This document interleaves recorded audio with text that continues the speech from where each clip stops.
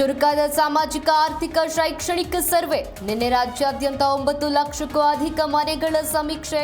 ಬೆಂಗಳೂರಲ್ಲಿ ಇಂದು ನಡೆಯಲಿದೆ ಸಮೀಕ್ಷೆ.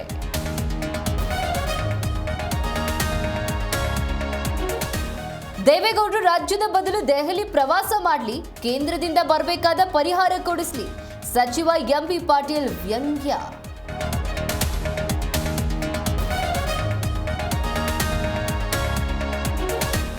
ಪುಟ್ಟ ಕಂದಮ್ಮಗಳ ಜೀವದ ಜೊತೆ ಚೆಲ್ಲಾಟ. ಗದಗದ ಬೆನಕೊಪ್ಪದಲ್ಲಿದೆ ಡೆಡ್ಲಿ ಅಂಗನವಾಡಿ ಕೇಂದ್ರ. ಮಳೆ ಬಂದ್ರೆ ಸಮಸ್ಯೆಗಳ ಸರಮಾಲೆ.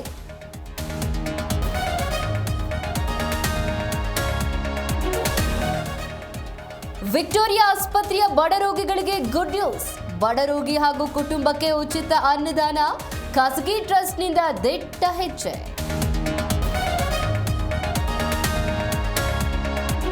ಮಲೆಮಹದೇಶ್ವರದಲ್ಲಿ ಹುಲಿ ಹತ್ಯೆ ಕೇಸ್. ಕೊಡಲಿಯಿಂದ ಕೊಚ್ಚಿ ಕೊಂದ ಕಿರಾತಕ ಲಾಕ್. ಹಸು ಮೇಲೆ ಅಟ್ಯಾಕ್ ಮಾಡಿದ್ದಕ್ಕೆ ಘನಘೋರ ಕೃತ್ಯ.